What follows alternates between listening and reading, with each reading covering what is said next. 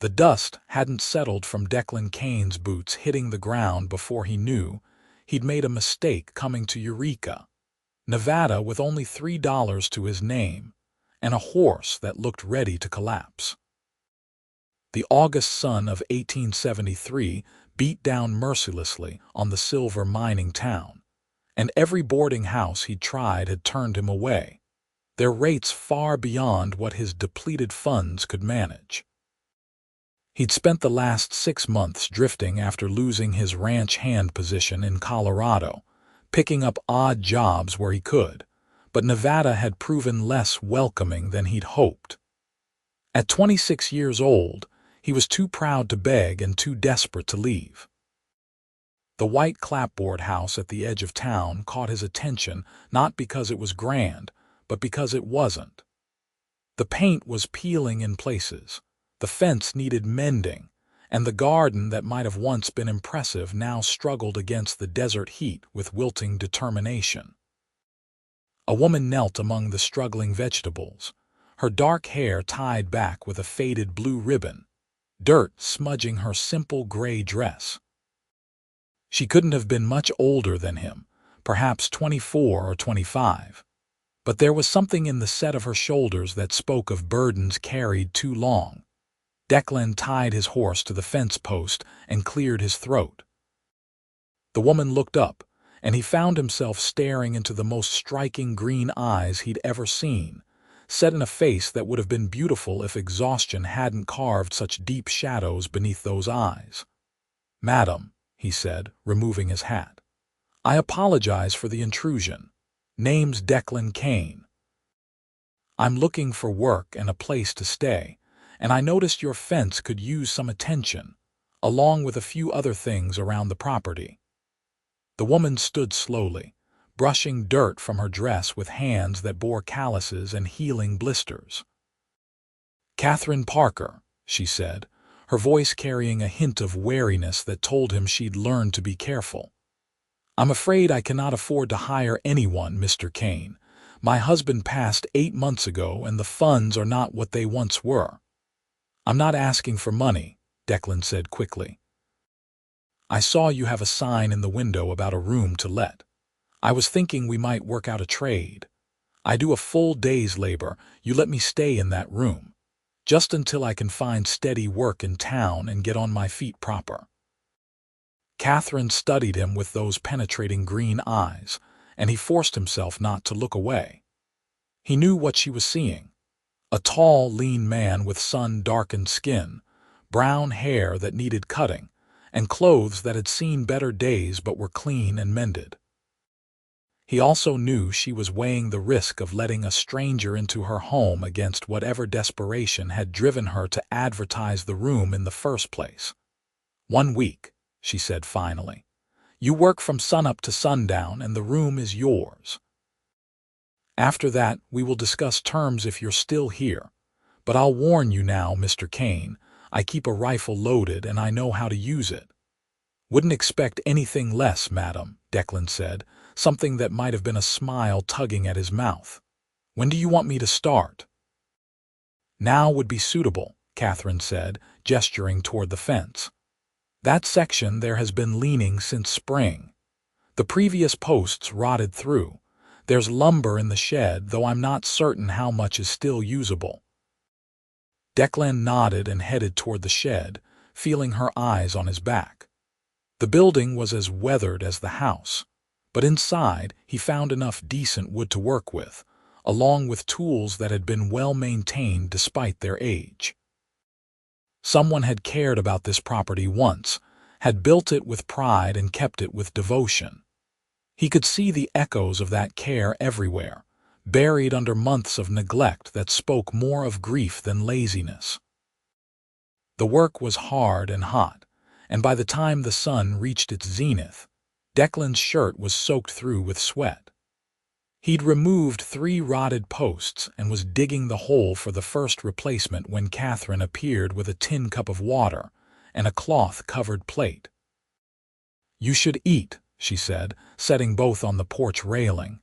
"The heat will lay you out flat if you're not careful." "Appreciate it, madam."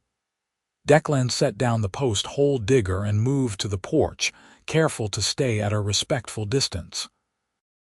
Under the cloth, he found thick slices of bread with butter and jam, simple but more than he'd expected. Katherine had already turned back toward the house when he called out, "This is real good bread, Mrs. Parker. Thank you." She paused at the door, not quite looking back at him. "My mother taught me. She said a woman who could bake good bread would never go hungry, though I'm not certain she anticipated all the circumstances life might bring." Then she was gone, leaving Declan with the bread and the water and a growing curiosity about the widow who lived alone in this struggling house on the edge of town. The afternoon brought more heat and more work. Declan finished the fence posts and moved on to the sagging porch steps, then the loose boards on the porch itself. With each completed task, he could see the property slowly pulling itself back from the edge of complete disrepair. It was satisfying work, the kind that left visible results, and he found himself wondering what the place had looked like before grief and hardship had taken their toll. When the sun finally began its descent toward the western mountains, Katherine emerged again, this time with a basin of water and a towel. "There's a pump around back where you can wash up proper," she said. "Supper will be ready in an hour. The room is upstairs, second door on the left. I've put fresh linens on the bed." "Thank you, madam," Declan said, taking the basin. "I'll have this fence finished tomorrow and then I can move on to whatever else needs attention." Katherine looked at the fence posts, standing straight and true now, and something flickered across her face. "My husband always meant to fix that fence," she said quietly. "He was a mining engineer, worked long hours at the silver operations. Came home too tired most days to deal with the house repairs. He always said he'd get to it come Sunday, but there was always something else, and then—" She didn't finish, but she didn't need to. Declan knew the shape of that silence, had heard it enough times in his own life when people spoke of loved ones lost. "Well, it's done now," he said simply, "or it will be by tomorrow."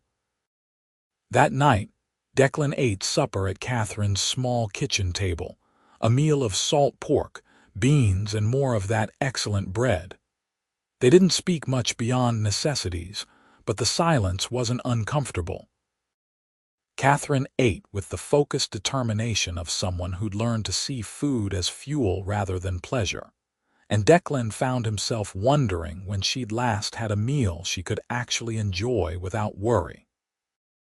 The room upstairs was small but clean, with a narrow bed, a washstand, and a window that looked out over the struggling garden. Declan lay down that night on sheets that smelled of lavender and felt the day's exhaustion pull him toward sleep. Through the thin walls, he could hear Katherine moving around in what must be her own room, the soft sounds of someone preparing for bed alone. It struck him how quiet the house was, how empty of the life and noise a home should hold. He fell asleep thinking about green eyes and wilting vegetables, and all the ways grief could manifest in a place. The next 6 days fell into a rhythm. Declan rose with the sun and worked until darkness forced him to stop. He finished the fence, repaired the porch, patched the roof where shingles had come loose, and cleared the overgrown areas of the yard. Katherine fed him 3 meals a day, simple but filling, and slowly the wariness in her eyes began to ease, replaced by something that might have been cautious trust. On the evening of the 7th day, as Declan washed up at the pump, Katherine appeared with an envelope in her hand. He could see coins inside it, and his stomach sank. He'd begun to hope, foolishly perhaps, that she might let the arrangement continue. "Mr. Kane," she said, her voice formal, "you've fulfilled your week of labor, and I must say you've done far more than I expected. This is payment for the room at the rate I would charge any boarder, 25 cents per night for 7 nights. Madam, we had an agreement," Declan said carefully. My labor for the room, I don't need your money." "And you've more than satisfied that agreement," Katherine said, but there was something strained in her voice now. "I cannot continue to accept your labor without payment. It would not be proper." Declan studied her face, seeing the pride that stiffened her spine, the determination that set her jaw. But he also saw the way her fingers trembled slightly on the envelope, the dark circles under her eyes that hadn't faded despite his help with the property. "Mrs. Parker," he said gently, "I found work today, at the Silver Eagle mine. Start Monday morning. I'd like to keep the room if you'll have me, but I'm prepared to pay my way now. How about we call it 25 cents per week? That's fair for both of us, and I can keep helping with the property in the evenings and on Sundays." It was far below what any room should cost, and they both knew it. Katherine's eyes shimmered with something that might have been tears, but she blinked them away fiercely. "That is far too little," she said. "It's what I can afford right now," Declan lied smoothly. "Take it or leave it, madam. But I'm telling you honest, this is the best room I've had in 6 months, and your cooking beats anything I'd get at a boarding house." Katherine was quiet for a long moment, and then she tucked the envelope back into her apron pocket. "Very well, Mr. Kane. 25 cents per week. But you'll not feel obligated to work on the property beyond maintaining what you've already repaired." "Yes, madam," Declan said, knowing full well he'd do exactly as he pleased when it came to fixing up her home. That night at supper, Katherine asked him about the mine work, and Declan found himself talking more than he had since arriving in Eureka.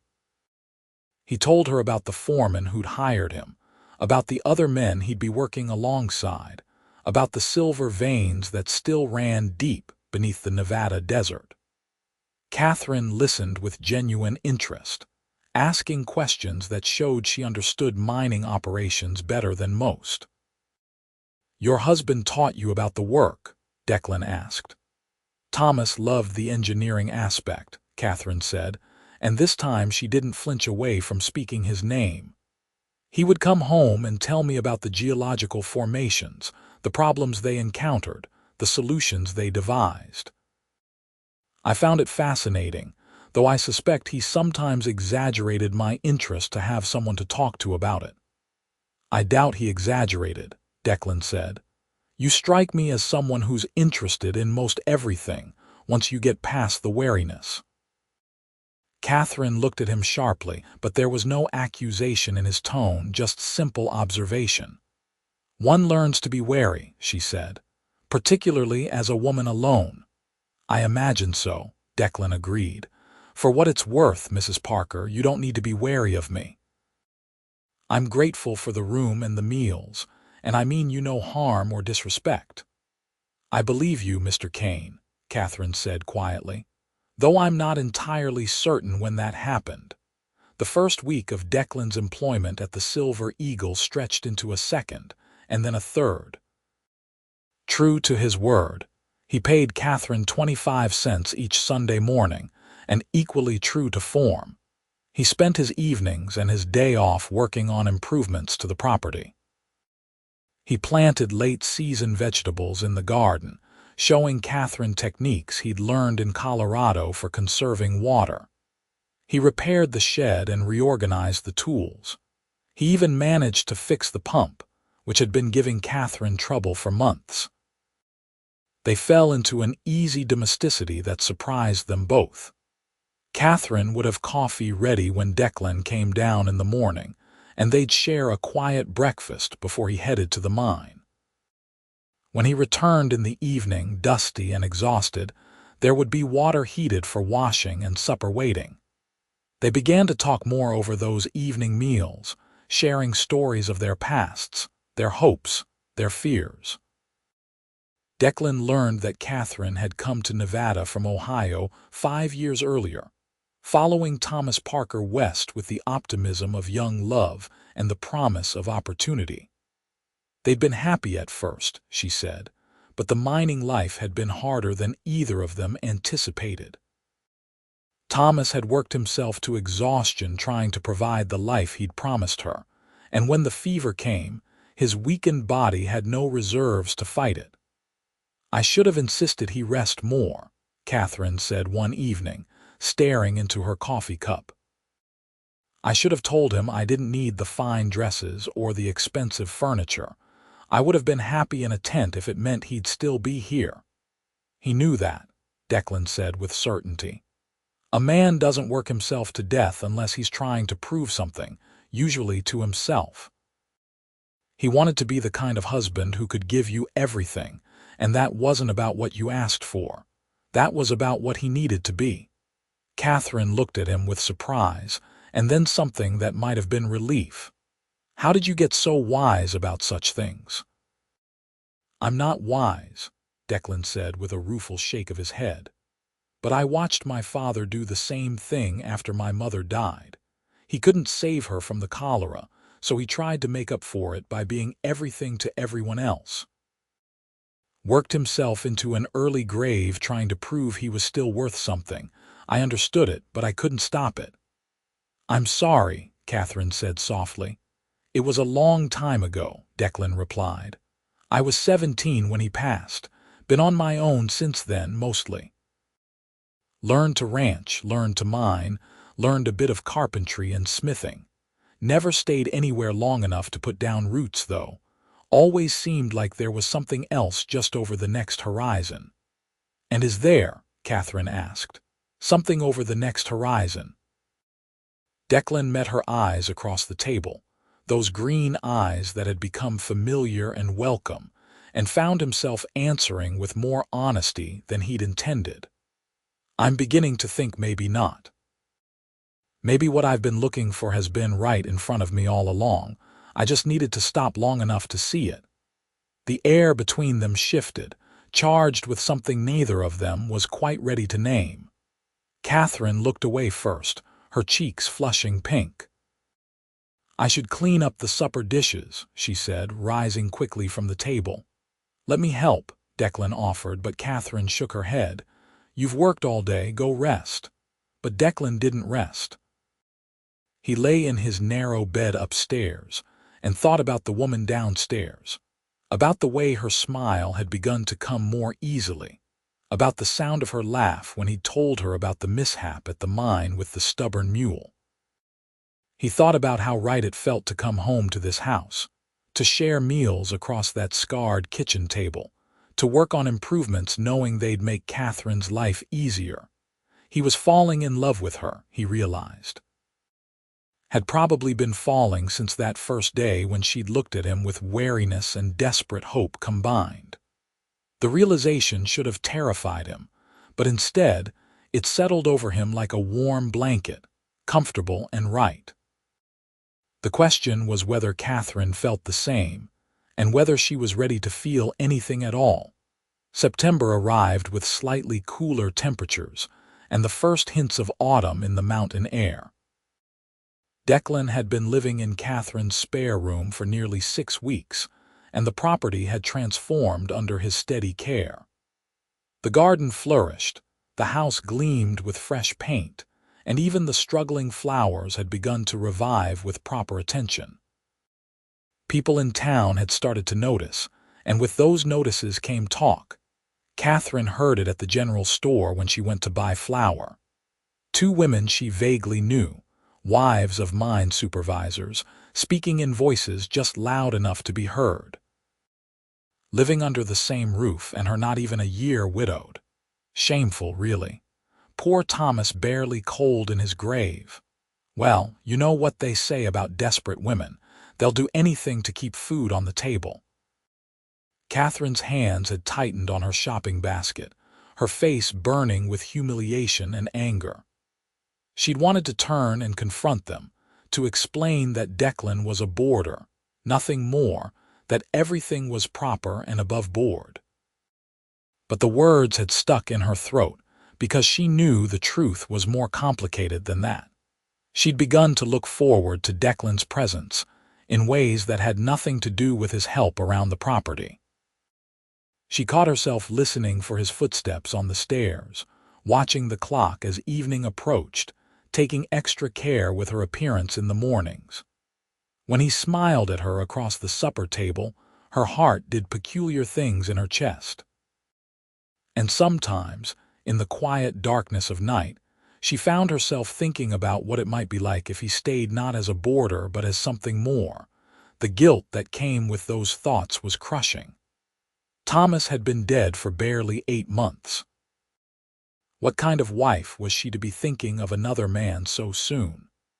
What kind of woman allowed herself to develop feelings when her husband's belongings were still packed in the attic, when his grave was still fresh in the cemetery? She was so lost in these thoughts that she didn't hear Declan come in that evening until he spoke. "Katherine, you all right?"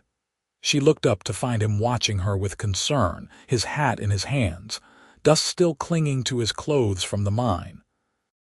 Without thinking, she'd been standing at the stove, the pot of stew bubbling over while she stared into nothing. "Yes, I'm fine," she said quickly, moving to tend to the stew. "Just distracted. Supper will be ready shortly." But Declan didn't move toward the stairs to wash up as he usually did. Instead, he stepped closer and she could feel the warmth of his presence at her back. "Something happened today," he said. It wasn't a question. Catherine's hands trembled on the spoon. "People talk," she said quietly. "It's a small town. People always talk." "What are they saying?" "Does it matter?" Katherine turned to face him, and she could feel tears burning behind her eyes. "They think what they want to think, regardless of the truth." Declan's jaw tightened. "They're talking about you, about us." "There is no us," Katherine said, but the words came out without conviction. "You're a boarder, that's all." "Is it?" Declan asked, and his voice was gentle but insistent. "Is that really all this is, Katherine?" She'd given him permission weeks ago to use her given name, a small intimacy that had seemed harmless at the time. Now, hearing it from his lips in that low, earnest tone, it felt like so much more. "It has to be," she whispered. "Thomas has been gone less than a year. I shouldn't." "Can't what?" "Feel something for someone else. Allow yourself a moment of happiness." Declan took another step closer, close enough that she could see the flecks of gold in his brown eyes. "Katherine, grief doesn't follow a schedule. There's no proper time when you're supposed to stop hurting and start living again. And I think Thomas, if he loved you the way I suspect he did, would want you to live." "You don't understand," Katherine said, and now the tears were falling despite her best efforts to hold them back. "I feel guilty every time I smile. Every time I laugh at something you say, every time I find myself happy to see you come through that door, I feel like I'm betraying him. He was a good man, Declan. He deserved better than a wife who could forget him so quickly." "You haven't forgotten him," Declan said firmly. "And you never will. But Katherine, holding on to grief so tight that you can't feel anything else isn't honoring his memory. It's just another way of dying, and you're too young and too full of life to give up on living." "How can you know what I should do?" Katherine asked, but there was no heat in the question, only exhaustion. "I don't," Declan admitted. "I only know what I feel, and I know that I'd rather face whatever talk comes from this town than walk away from you. I'd rather be here in this house, sharing meals and conversation and quiet evenings than anywhere else in the world. And I think, maybe, you might feel the same way." Katherine looked at him, this man who had appeared in her life when she was at her lowest, who had worked without complaint and asked for almost nothing in return. This man who had somehow become essential to her days, who had brought light back into a house that had been filled with shadows. "I do," she said finally, the words barely audible. "I feel the same way, and it terrifies me." Declan's hand came up slowly, giving her time to pull away and brush the tears from her cheek. His touch was gentle, reverent, and it sent warmth flooding through her entire body. "Then be terrified," he said. "Be guilty, be confused, be angry at the unfairness of it all. Feel everything you need to feel, Katherine, but don't send me away because other people can't understand what we have here." "What do we have here?" Katherine asked, searching his face. "I don't know exactly," Declan said honestly, "but I'd like the chance to find out if you'll let me." Katherine drew in a shaky breath, and then, in a moment of courage that surprised them both, she leaned forward and rested her forehead against his chest. Declan's arms came around her immediately, holding her close but not too tight, offering comfort and support without demand. They stood like that for a long moment, the stew forgotten on the stove, the world outside forgotten entirely. In that embrace, Katherine felt something inside her chest begin to unlock, some tight knot of grief and guilt loosening just enough to let in a sliver of possibility. "I'm not ready for more than this," she said against his shirt. "Not yet." "That's all right," Declan murmured into her hair. "I'm not going anywhere."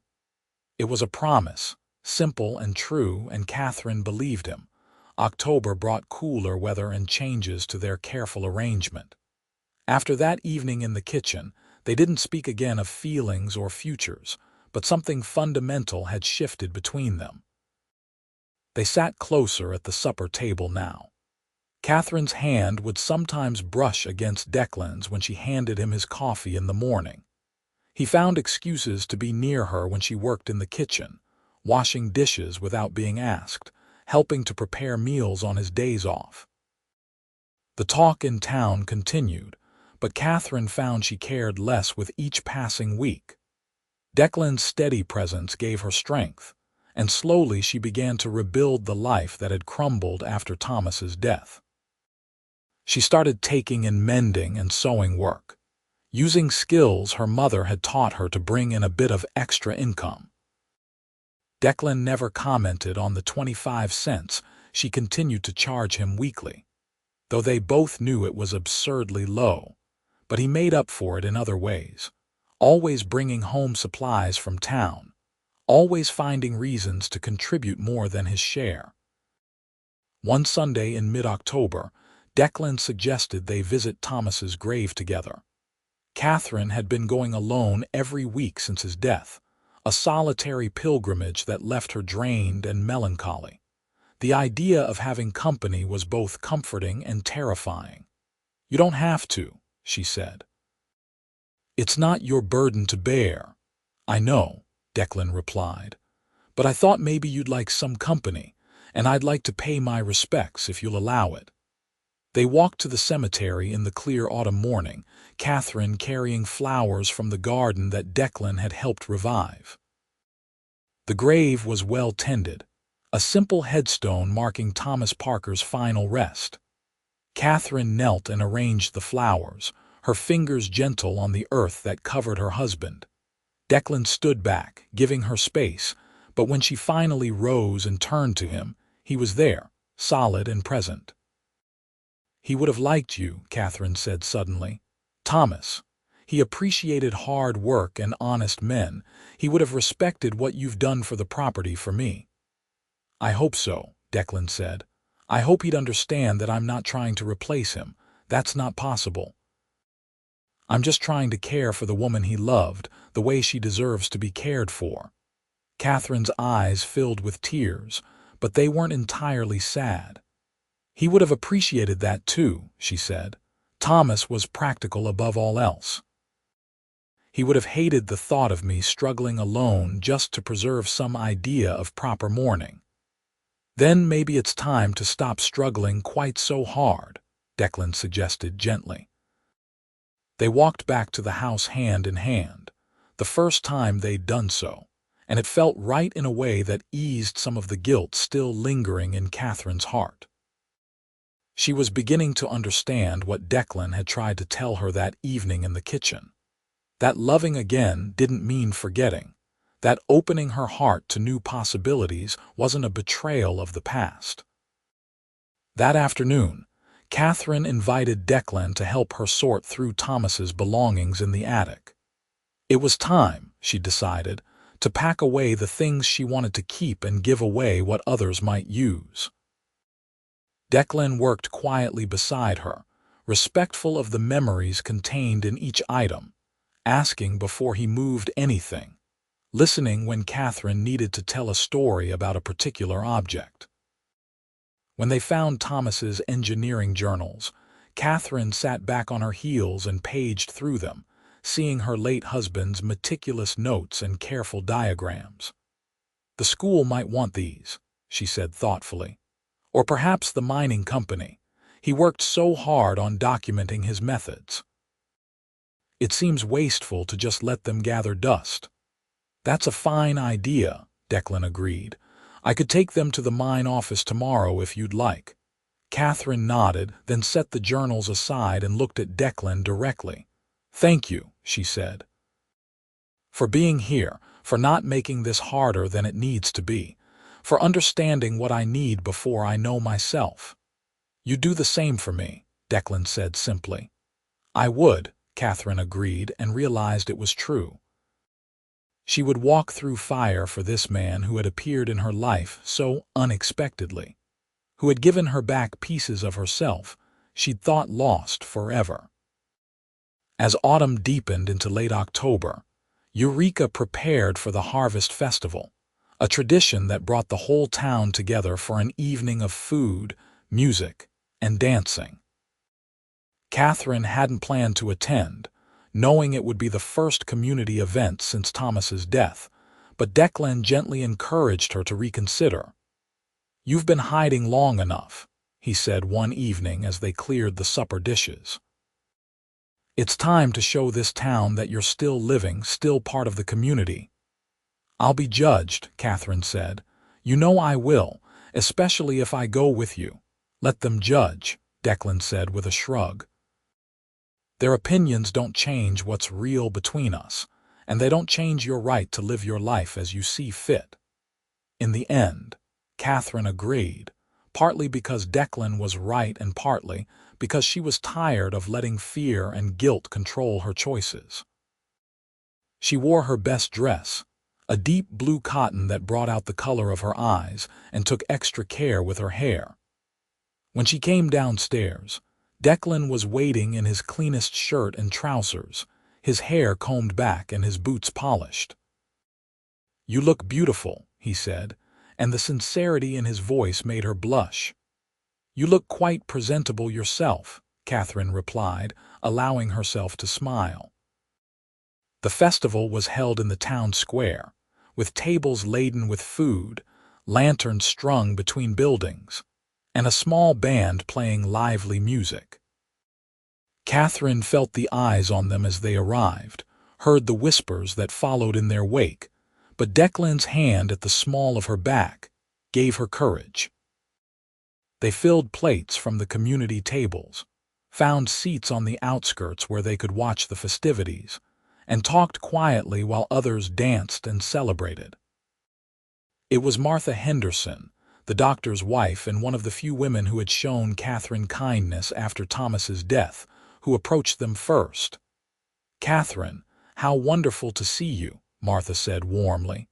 "And Mr. Kane, I've heard such good things about your work at the mine." "Thank you, madam," Declan said, rising respectfully. "Oh, sit, sit," Martha said with a wave of her hand. "I just wanted to say that it's good to see you out and about, Katherine. You've been missed at the ladies' auxiliary meetings." "I wasn't certain I'd be welcome," Katherine admitted. Martha's expression turned stern. "Nonsense. Anyone who has a problem with how you're living your life can take it up with me. Life is hard enough in this territory without us women turning on each other. You're doing what you need to do to survive and thrive, and there's no shame in that." After Martha left, Katherine felt some of the tension leave her shoulders.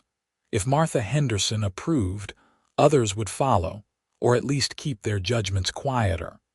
As the evening wore on and the music turned slower, more couples took to the makeshift dance floor. Declan stood and extended his hand to Katherine. "Dance with me," he asked. Katherine hesitated, knowing this would be seen, would be talked about, would mark them as more than just landlady and boarder. But she looked at Declan's open, honest face at the hope in his eyes, and found she didn't care what anyone else thought. "Yes," she said, taking his hand. They moved onto the dance floor, and Declan pulled her into his arms with a confidence that suggested he knew his way around a waltz. Katherine let herself relax into his lead, following his steps, allowing herself to enjoy the feel of his hand at her waist, the warmth of his body close to hers. "You're full of surprises," she murmured. "Where did a cowboy learn to dance?" "My mother insisted," Declan said with a smile. "Said no son of hers would grow up unable to properly escort a lady. I fought it at the time, but I'm grateful now." They turned slowly across the floor, and Katherine realized she was smiling, genuinely happy in a way she hadn't been in longer than she could remember. When the song ended, Declan didn't immediately release her, and for a moment they stood together, the rest of the world fading into irrelevance. "Thank you," Katherine said softly. "For what?" "For giving me this. For giving me back pieces of myself I thought I'd lost." Declan's hand came up to cup her cheek, a gesture so tender it made her breath catch. "You never lost them," he said. "They were just buried for a while. I'm glad I could help you find them again." That night, walking home under a canopy of stars, Declan took Katherine's hand again, and this time she laced her fingers through his without hesitation. The guilt was still there, would probably always be there in some small measure, but it was balanced now by something stronger, the possibility of new love, new life, new beginnings. November arrived with the first real cold, and with it came changes at the Silver Eagle mine. There was talk of expanding operations, of bringing in new equipment and new workers. Declan, who had proven himself reliable and skilled, was offered a promotion to shift foreman, a position that came with better pay and more responsibility. He told Katherine over supper, watching carefully for her reaction. "That's wonderful," she said, and meant it. "You've worked so hard. You deserve the recognition." "It means longer hours sometimes," Declan said, "and more danger. Foremen have to go into the deeper tunnels, inspect the work, make sure everything's safe." Katherine set down her fork, understanding what he wasn't saying. "You're worried about me worrying." "I suppose I am," Declan admitted. "I know you've already lost one man to the dangers of mining. I don't want you to spend your days afraid I won't come home." Katherine was quiet for a moment, thinking about Thomas, about the fear that had lived in her chest during his final days as the fever consumed him. But she was also thinking about Declan, about the man he'd proven himself to be over these past months. "I would be lying if I said I wouldn't worry," she said finally. "But Declan, I can't let fear control my life anymore. I did that after Thomas died, let it trap me in this house in my grief. You helped free me from that.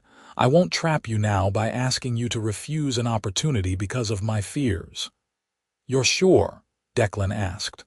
"I'm sure," Katherine said firmly. "Take the promotion. Just promise me you'll be careful." "Always," Declan promised, reaching across the table to take her hand. The promotion changed their dynamic in subtle ways. With more money, Declan insisted on paying Katherine a fair rate for the room, despite her protests. He also began contributing more substantially to household expenses, bringing home supplies and provisions without asking, depositing money in the jar Katherine kept for emergencies. She argued at first, insisting he save his earnings for his own future, but Declan was stubborn. "This is my future," he said one evening, gesturing around the warm kitchen. "Right here with you if you'll have me." It was as close to a declaration as he'd made, and Katherine felt her heart race at the implication. "Declan," she started, but he held up a hand. "I know it hasn't been a year yet," he said. "I know people will talk even more than they already do, but Katherine, I love you. I've loved you since about the third day I was here, when you brought me water and bread and looked at me like I was doing something extraordinary just by fixing your fence. I'm not asking you to marry me today or even tomorrow. I'm just asking you to know how I feel and to think about what you might want for your future." Katherine stood and moved around the table to where Declan sat.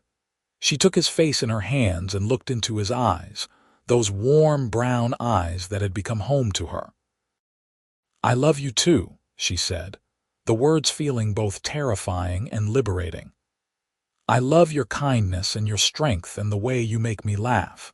I love that you loved this house back to life and that you never made me feel guilty for grieving. I love the man you are, Declan Kane, and yes, I want a future with you."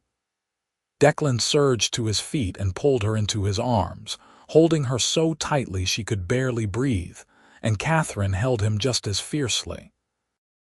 They stood like that for long minutes, wrapped in each other, feeling the rightness of it settle into their bones. When they finally pulled apart, both were smiling, and Declan pressed a gentle kiss to Katherine's forehead, a promise of more to come when the time was right. "We'll wait until spring," Katherine said. "Until a year has passed since Thomas died. I know what we feel is real, but I want to do this right to give him that respect." "Spring sounds perfect," Declan agreed. "Gives me time to build us a proper bed frame and maybe add a room to the house. This place could use a bit more space." Katherine laughed, delighted by his immediate practicality, his assumption that of course they'd stay here, in the house she'd shared with Thomas, in the life they'd build together. It felt right, felt like honoring the past while embracing the future. That night, they sat together on the porch despite the cold, wrapped in blankets and watching the stars, talking about their plans. They would marry quietly, they decided, nothing fancy or showy. Just them and a preacher and maybe Martha Henderson as a witness. They'd keep working on the house, making it truly theirs. Declan wanted to expand the garden in the spring, maybe get some chickens. Katherine wanted to take on more sewing work, build up a proper clientele. "What about children?" Declan asked carefully. "Is that something you'd want?" Katherine was quiet for a moment. She and Thomas had tried for children, had hoped and been disappointed month after month. Eventually, they'd accepted that it might not happen, though the grief of that acceptance had been sharp. "I would love children," she said finally. "If we're blessed with them. But if we're not, Declan, we'll still have a full life together. I won't let that disappointment poison what we have." "Agreed," Declan said, pulling her closer. "Whatever comes, we'll face it together." December brought snow to Eureka, transforming the desert landscape into something magical and strange. Declan spent his Sundays cutting firewood and making sure the house was properly sealed against the cold. Katherine worked on a special project in secret, using fabric she'd carefully saved and her best sewing skills to create a gift for the man who had changed her life so completely. Christmas morning arrived bright and cold, and Katherine woke to find a small wrapped package on the kitchen table. Inside was a beautiful carved wooden box, smooth and perfect, with her initials inlaid on the lid. "For your sewing things," Declan said, appearing in the doorway with 2 cups of coffee. "I've been working on it in the mine office during breaks. Figured you needed something nicer than that old basket." Katherine ran her fingers over the smooth wood, touched beyond words. "It's beautiful," she managed. "Thank you." "I have something for you too," she said, retrieving her own wrapped package from the pantry. "It's not as fine as this, but I hope you'll like it." Declan unwrapped the package carefully to reveal a heavy winter coat, beautifully made from wool fabric Katherine had purchased with her sewing earnings. The stitching was perfect, the fit clearly made with his measurements in mind. "Katherine," he breathed, slipping it on. It fit perfectly, warm and substantial. "This must have taken you weeks." "It did," she admitted. But you needed a proper coat for the winter and I wanted it to be special. They spent that Christmas day together, cooking a modest but delicious meal, talking and laughing, building memories in the house that was becoming truly theirs. In the evening, Declan built up the fire and they sat together on the sofa, Katherine curled against his side, his arm around her shoulders. "This is the best Christmas I've had in years," Declan said softly. "Mine too," Katherine agreed. "Strange to think that a year ago I was drowning in grief, certain I'd never feel joy again. And now here I am, happier than I ever imagined possible." "Life has a way of surprising us," Declan said. "Sometimes the things we think will destroy us actually lead us to exactly where we're supposed to be." Katherine tilted her head back to look at him. "Are you where you're supposed to be, Declan Kane?" "Absolutely," he said without hesitation. "Right here with you in this moment. This is exactly where I belong." They kissed then, a slow, sweet kiss that promised everything and demanded nothing. It was a kiss that tasted of hope and new beginnings, of love found in the most unexpected places. The new year of 1874 arrived with continued cold and snow, but inside Katherine's house, there was only warmth. She and Declan had settled into their plans for a spring wedding, and Katherine found herself looking forward to it with excitement rather than guilt. She'd visited Thomas's grave in late December and had a long, one-sided conversation with her late husband, telling him about Declan, about her plans, about how sorry she was, but also how certain she was that this was right. The wind had whispered through the cemetery trees, and Katherine had chosen to interpret it as blessing, as Thomas telling her in his own way that he wanted her to be happy. January brought a new challenge when Katherine discovered she was pregnant. The realization came with mixed emotions, joy at the prospect of a child, but also fear about what people would say, about the timeline, about how this would look to the town. She told Declan one evening after supper, her hands shaking as she shared the news. Declan's face went through several emotions in rapid succession: shock, joy, concern, and then determination. "We'll move the wedding up," he said immediately. "We'll do it next week if we can arrange it. Katherine, I won't have you face this town's judgment alone." "But we said spring," Katherine protested weakly. "We said we'd wait." "Plans change," Declan said firmly, taking her hands in his. "This baby is a blessing, Katherine, and I'll not have anyone suggesting otherwise. We'll marry as soon as possible, and anyone who wants to count backwards on their fingers can do so. We'll know the truth of it, and that's what matters." Katherine felt tears spill over, but they were tears of relief and love. "You're certain? You're ready for this?" "I've been ready since the day I knocked on your door and you gave me a chance," Declan said. "I love you, Katherine. I want to be your husband, want to be a father to this baby, want to build a life with you that's full of love and laughter and all the good things we both deserve." They were married 5 days later in a simple ceremony at the church, with Martha Henderson and her husband as witnesses. Katherine wore a new dress in soft cream, her hair pinned up with blue ribbons. Declan wore his best suit, carefully pressed, with a flower from Katherine's winter greenhouse in his lapel. The preacher was kind and didn't ask questions, just joined their hands and spoke the words that made them husband and wife. When Declan kissed his bride, Katherine felt the last of her guilt finally release its hold on her heart.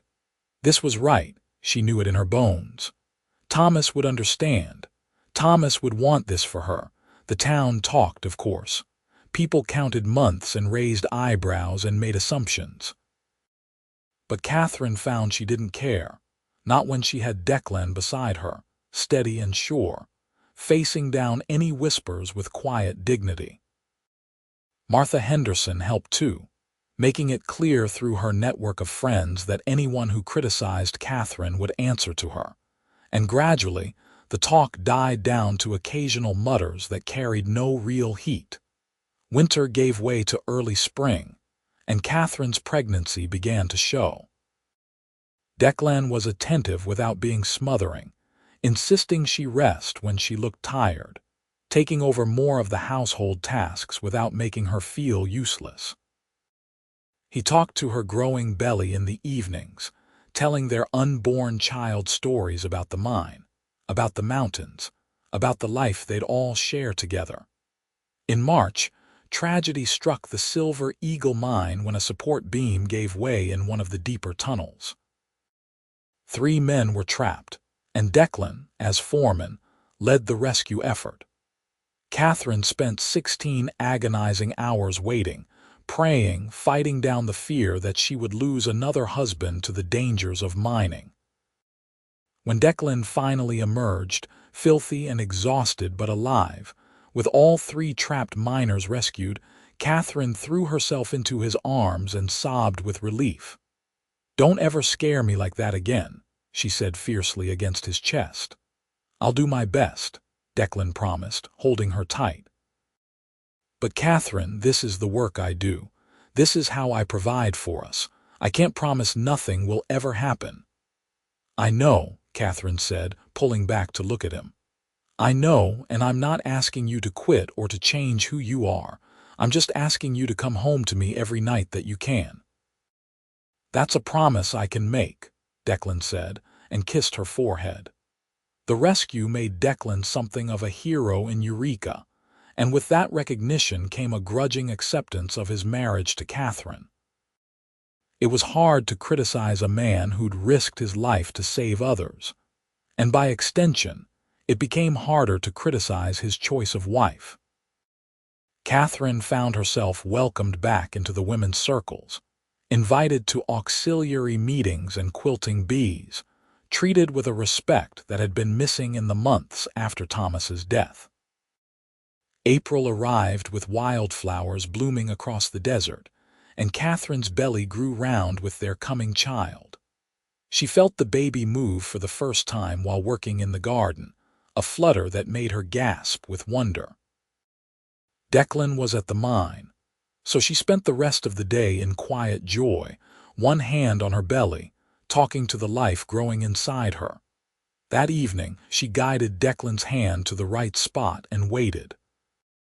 When the baby kicked against his palm, his face lit up with such pure joy that Katherine fell in love with him all over again. "That's our child," he said, awed. "Our baby, Katherine." "Yes," she agreed, covering his hand with hers. "Our baby." They spent that evening making plans, choosing names, discussing whether they'd prefer a boy or a girl, though both agreed that healthy was all that really mattered. Declan had already begun work on a cradle, carving it with the same care he'd used on Katherine's sewing box, and Katherine was stitching tiny gowns and blankets with fabric Martha had helped her choose. May brought warmer weather and more changes. The mine promoted Declan again, this time to senior foreman with responsibilities that included training new workers and overseeing multiple shifts. The increase in pay was substantial, enough that Declan could finally begin the addition to the house he'd been planning. He wanted to add a proper nursery and expand their bedroom, giving them more space for their growing family. Katherine watched the construction with satisfaction, seeing the house transform under Declan's capable hands and those of the men he'd hired to help. It was strange and wonderful to see the building that had been her home with Thomas becoming something new, something that belonged to her life with Declan.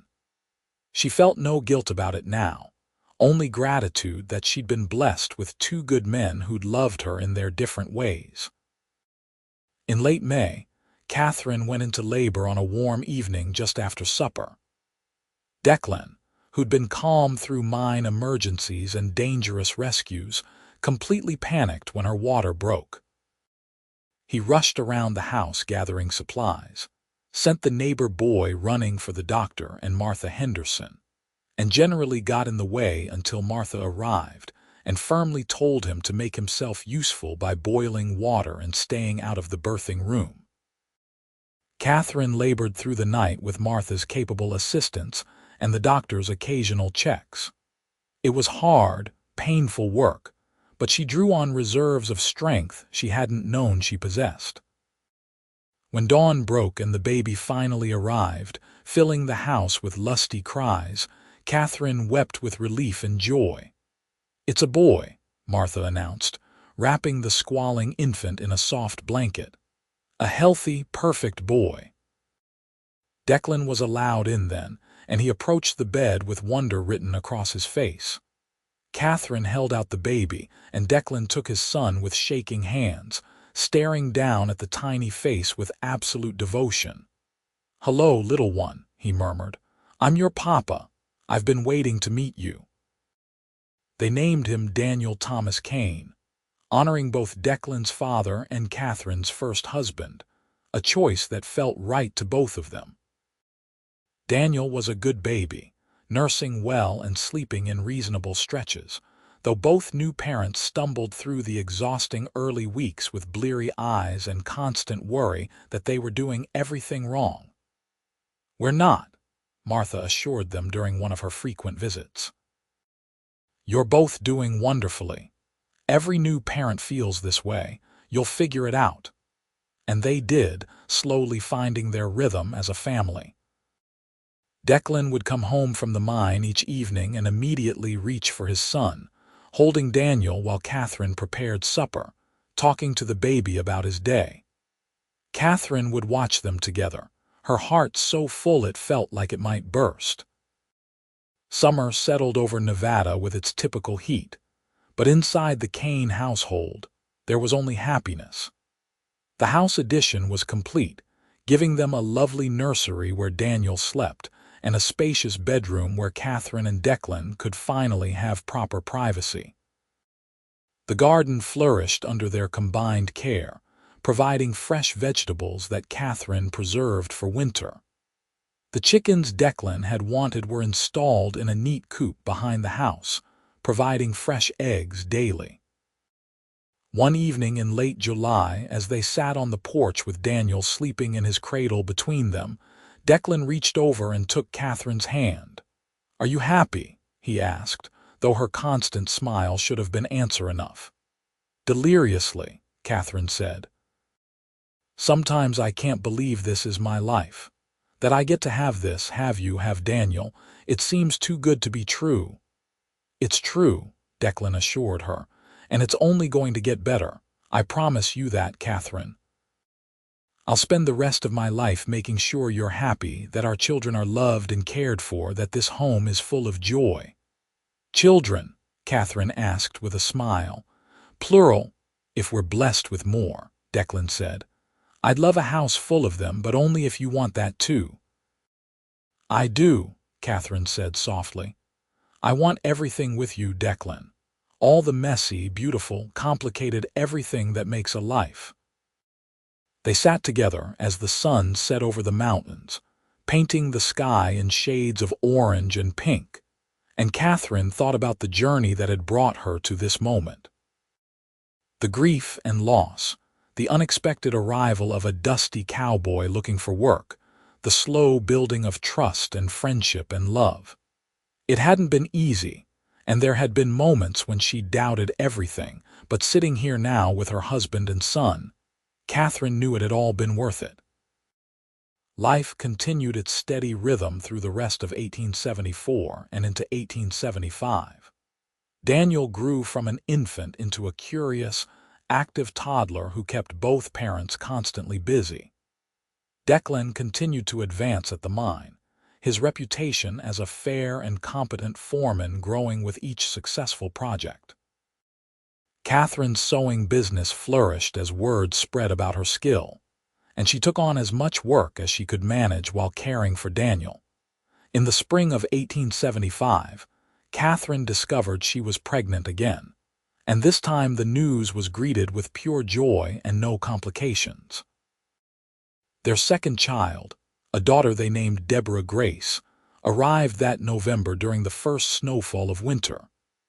She was smaller and quieter than Daniel had been, with Catherine's green eyes and Declan's dark hair. "She's perfect," Declan said, cradling his daughter with the practiced ease of a father who'd done this before. "Our family's complete." "For now," Catherine said with a tired smile. "You might change your mind in a year or two." "We'll see what God has in store for us," Declan agreed. "But right now, this feels pretty perfect." The years that followed were full and rich. Daniel grew into a bright, energetic boy who loved following his father around the property, learning to care for the chickens and help in the garden. Deborah was more reserved but equally clever, content to sit with her mother and watch her sew, her tiny fingers eventually learning to make stitches of her own.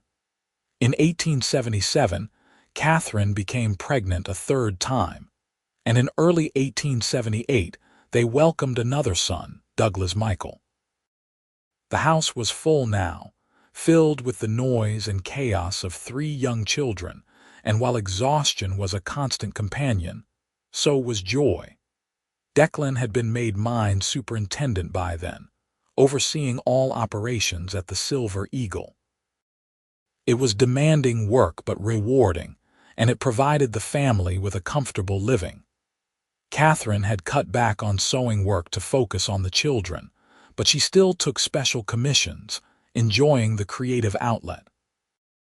In the summer of 1879, on a warm evening very much like the one when Declan had first arrived at Catherine's door, they sat together on the porch watching their children play in the yard.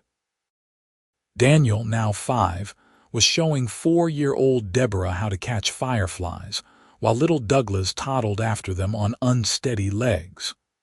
"You ever think about that first day?" Catherine asked, leaning against Declan's shoulder. "When you showed up looking for work and a place to stay?" "All the time," Declan admitted.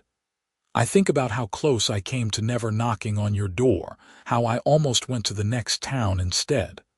I think about all the ways our lives could have gone differently, and I'm grateful every single day that they went exactly the way they did." "I never charged you after that first week," Catherine said softly. "I know we pretended I did, but really, I couldn't bring myself to take your money when you were working so hard on the house." "I know," Declan said with a smile. "I figured it out pretty quickly." "You were always terrible at hiding things from me, Catherine Kane." Catherine laughed and swatted his arm. "You never said anything." "What was I supposed to say? I understood why you did it.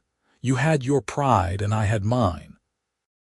We both needed to feel like we were contributing equally, like neither of us was taking advantage. It was a fiction that served us both well." "It did," Catherine agreed. "Though looking back, I'm amazed we managed to dance around our feelings for so long." "We needed that time," Declan said seriously. "You needed time to grieve and heal, and I needed time to prove I was someone you could trust, someone worth taking a chance on. If we'd rushed things, it might not have worked." "But it did work," Catherine said, watching as Declan caught a tumbling Douglas before he could face plant in the grass. "It worked beautifully." "Yeah," Declan agreed, settling their youngest son on his lap. "It really did." As the fireflies began to glow in the gathering dusk, and the children's laughter rang out across the yard, Catherine reflected on the winding path that had led her to this moment. She thought about Thomas, about the life they'd built together, and how his death had nearly destroyed her. She thought about the scared, grieving widow she'd been when Declan first arrived, desperate and proud in equal measure. And she thought about all the moments since then, all the small steps and choices that had brought her to this place of profound happiness. "Thank you," she said to Declan, who looked at her with curiosity. "For what?" "For being exactly who you are. For working for nothing but a spare room when you needed so much more. For being patient with my grief and my guilt. For loving me even when I was barely functioning. For giving me this life, this family, this beautiful chaos we've created together." Declan set Douglas down to toddle after his siblings and pulled Katherine close, kissing her temple. "You don't need to thank me for loving you," he said. "It's the easiest thing I've ever done. You, Katherine Kane, are the best thing that ever happened to me, and I'd make the same choices 1,000 times over if they led me back to you." They sat together as darkness fell, calling the children inside for bedtime, beginning the nightly routine of baths and stories and tucking small bodies into bed. Later, after the house was quiet and the children were asleep, Katherine and Declan lay in their own bed, hands clasped between them. "What do you think the future holds?" Katherine asked sleepily. "More of this," Declan said. "More love, more family, more moments like tonight. We'll watch these children grow up, and maybe someday there will be grandchildren.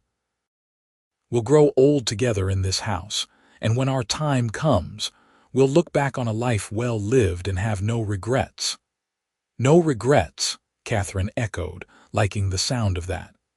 "I used to have so many regrets, so much guilt about Thomas, about moving on, about being happy again. But I don't anymore. I think he'd be glad I found you, glad I found this happiness." "I know he would be," Declan said with certainty. "Any man who loved you would want you to live, to thrive, to find joy again. You honor his memory not by staying trapped in grief, but by living the full, beautiful life he would have wanted for you." Katherine turned toward her husband in the darkness, finding his face by touch, tracing the familiar features she'd come to love so deeply. "I love you, Declan Kane. I love the life we've built, the family we've created, the man you are and the man you continue to become. You are my home, my heart, my everything." "And you are mine," Declan murmured, pulling her close. "Always and forever, Katherine, always and forever." The years continued to unfold with their mix of joy and challenge, triumph and occasional sorrow. The children grew, each developing their own distinct personalities and dreams. Daniel proved to be mechanical like Thomas had been, fascinated by how things worked and showing an aptitude for engineering that made Katherine smile through bittersweet tears. Deborah was artistic and empathetic, always ready with a kind word or a drawing to brighten someone's day. Douglas was the adventurer, constantly exploring and getting into mischief that kept his parents on their toes. In 1882, when Katherine was 34 and Declan 35, they welcomed their fourth and final child, a daughter they named Dorothy May. Her arrival was unexpected but deeply welcome, and she completed their family in a way none of them had known they needed. The mine continued to prosper, and with it, Eureka grew from a rough mining town into a more established community with schools, churches, and proper civic organizations. Declan's position as superintendent became increasingly important, and he worked tirelessly to ensure the mine operated safely and fairly, always remembering the men who depended on those jobs to feed their families. Katherine became known not just for her sewing but for her work with the Women's Auxiliary, helping new widows navigate the challenges she'd once faced herself. She spoke openly about her own journey from grief to new love, offering hope to women who thought their lives were over because they'd lost their husbands. It was meaningful work, and it helped Katherine continue to process her own experiences, to see them as part of a larger story of survival and resilience. By 1885, Daniel was 11 and already talking about studying engineering when he was old enough. Deborah, at 10, spent hours drawing pictures of the Nevada landscape, capturing the harsh beauty of their desert home with surprising skill. Douglas, at 7, was constantly bringing home injured animals to nurse back to health, much to his mother's mixed amusement and exasperation. And little Dorothy, at 3, was the darling of the family, spoiled equally by parents and siblings. One Sunday afternoon in late summer, The entire family made the trip to the cemetery, something they did several times a year. The children knew about Thomas, about how Mama had been married before and how Papa Declan had come into their lives. They laid flowers on Thomas's grave with the same reverence they showed when visiting Declan's parents' graves on their occasional trips to Colorado. "Is it strange?" Daniel asked as they walked back to the wagon. "Having us visit your first husband's grave?" Katherine looked at Declan, who simply smiled and squeezed her hand, letting her answer. "No, sweetheart," Katherine said. "It's not strange at all. Thomas was an important part of my life, and I'll always be grateful for the time we had together. Your Papa Declan understands that loving Thomas doesn't mean I love him any less. Love isn't a limited resource. The heart just expands to hold more." "That's pretty," Deborah said dreamily. "The heart expanding. I'm going to draw that." "You do that, little artist," Declan said, ruffling her hair. "Now, who wants to stop for candy on the way home?" The resulting chorus of enthusiastic agreement from 4 children made both parents laugh, and they headed into town in high spirits. That evening, after the children were in bed and the house was quiet, Katherine found Declan in their bedroom, standing by the window and looking out at the stars. "What are you thinking about?" she asked, coming to stand beside him. "How lucky I am," Declan said simply. "How improbable all of this is when you really think about it. If I'd had $5 instead of 3 when I arrived in Eureka, I might have been able to afford a boarding house and never knocked on your door. If you'd been less desperate or more afraid, you might have sent me away. If either of us had been less brave about taking a chance on something unexpected, we might have missed all of this." "But we didn't," Katherine reminded him. "We made the choices we made, took the chances we took, and look what we built." "A masterpiece," Declan said, turning to face her. "We built an absolute masterpiece, you and I." Katherine stepped into his embrace, resting her head against his chest and listening to the steady beat of his heart. "Do you ever regret it? Taking that initial deal, working all day for just a room?" "Not for a single second," Declan said firmly. "That was the best trade I ever made. A day's labor for a spare room, and somehow I ended up with everything I never knew I wanted. A wife I adore, children who amaze me every day, a home that's filled with love and laughter. If that's not the best deal in the history of deals, I don't know what is." "I stopped charging you after that first week," Katherine confessed again, even though they'd discussed it before. "I couldn't justify taking your money when you were working so hard, when you'd already given me so much just by being there, by helping me remember how to live again." "I know," Declan said, kissing the top of her head. "And I loved you for it, even though I pretended not to notice. You were protecting my pride while taking care of me, and that was just one of the 1,000 ways you showed me who you were, why you were worth fighting for, worth staying for, worth building a life with."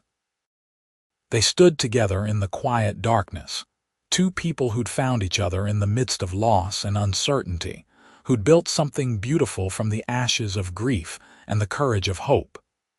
Their story wasn't simple or easy, but it was real, and it was theirs. The years that followed brought the inevitable changes that time always brings. The children continued to grow, each pursuing their own paths while remaining closely connected to their family. Daniel eventually did study engineering, following in the footsteps of the stepfather he'd never known but whose influence touched his life through his mother's stories. Deborah's art gained recognition, and she eventually opened a small studio in Eureka, teaching children and adults alike to see the beauty in their harsh desert landscape. Douglas, true to his adventurous nature, became a veterinarian, one of the first in the region, traveling between towns to care for livestock and beloved pets. And Dorothy, the baby of the family, grew into a spirited young woman who eventually became a teacher, educating the next generation of Nevada children with patience and passion. Through it all, Declan and Katherine remained the steady center of their family's universe.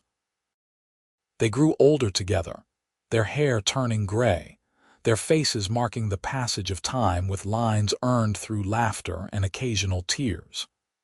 The house they'd rebuilt together remained their haven, expanded and improved over the years but essentially unchanged in its warmth and welcome. In 1895, on their 21st wedding anniversary, Declan and Katherine sat on that same porch where so much of their story had unfolded. They were in their late 40s now, their children grown or nearly so, their life together a testament to the power of second chances and courageous hearts. "Do you remember what you said to me that first day?" Katherine asked, her hand clasped in Declan's as it had been so many times over the years. "When you offered to trade labor for the room, I said I'd work from sunup to sundown," Declan recalled. "That I wasn't asking for money, just a chance to get on my feet."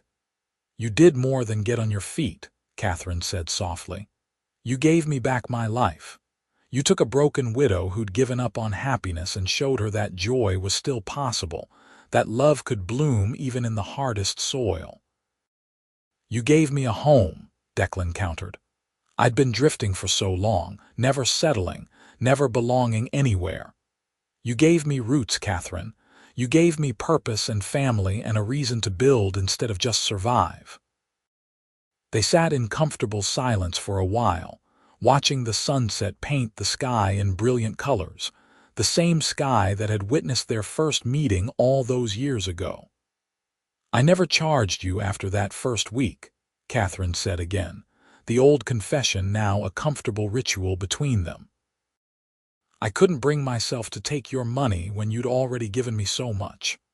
"I know," Declan said, as he always did. "And I fell in love with you a little more every day because of it, because of your kindness and your strength and your willingness to take a chance on a dusty cowboy with nothing to offer but hard work and honest intentions." "You offered everything," Katherine corrected gently. "You offered me yourself, your heart, your future. That was worth more than any amount of money could ever be."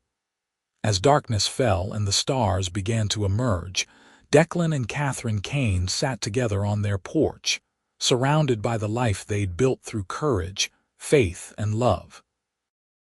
Their children were settled and happy, their grandchildren beginning to arrive. Their legacy secured not in wealth or fame but in the strong foundation of family and devotion they'd created together.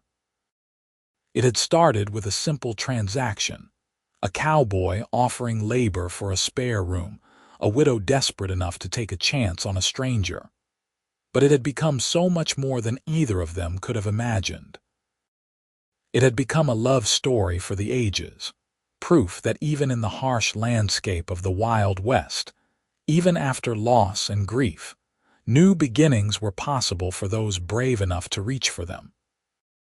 And as they rose to go inside to the home they'd made together, to the bed they'd shared for more than 2 decades, Declan pulled Katherine close and whispered the words he'd spoken countless times but which never lost their power.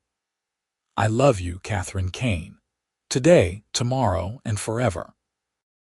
"Forever," Katherine echoed, and in that single word was contained all the promise, all the hope, all the beautiful reality of the life they'd created from nothing but faith and determination, and hearts willing to love again. Their story continued for many more years, rich with the joys and sorrows that make up any well-lived life. They welcomed grandchildren and eventually great-grandchildren, each new generation hearing the story of how Grandpa Declan had arrived with nothing but $3 and a tired horse, how he'd offered to trade labor for a room, and how Grandma Katherine had stopped charging him after the first week because she'd already seen in him the man who would become her second great love. When Declan passed in 1912, at the age of 65, surrounded by his family and holding Catherine's hand as he'd held it for nearly 4 decades. His last words were of gratitude for the life they'd shared, for the chance she'd given him all those years ago when she'd let a desperate cowboy mend her fence in exchange for a place to sleep. Katherine lived another 8 years, surrounded by children and grandchildren who loved her fiercely, who'd learned from her example that grief doesn't have to be permanent, that love can be found more than once, that courage and hope can transform even the most desperate circumstances into something beautiful. When she joined Declan in 1920, at the age of 72, she was buried between him and Thomas in the Eureka cemetery, honored by both men who'd loved her, representative of a life fully lived and a heart that had been brave enough to expand rather than close. The house they'd shared remained in the family for generations, carefully maintained and treasured as the birthplace of a love story that never grew old in the telling. And on warm summer evenings, when the light slanted just right across the porch and the desert air was soft with the promise of night, those who lived there swore they could almost hear the echo of laughter, of quiet conversations, of two people who'd found each other against all odds and had built something extraordinary from the simplest of beginnings.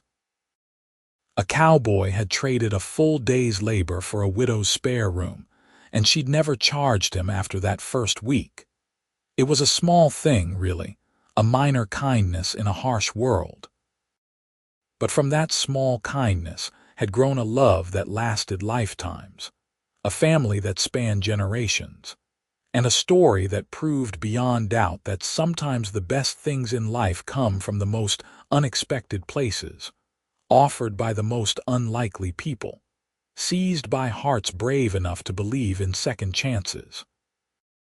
That was the legacy of Declan and Katherine Kane, the cowboy and the widow who'd found each other in the desert, who'd built a life from labor and trust and love, and who'd proved that sometimes the greatest treasures come not from what we possess, but from what we're willing to give, to risk, and to become for the sake of love.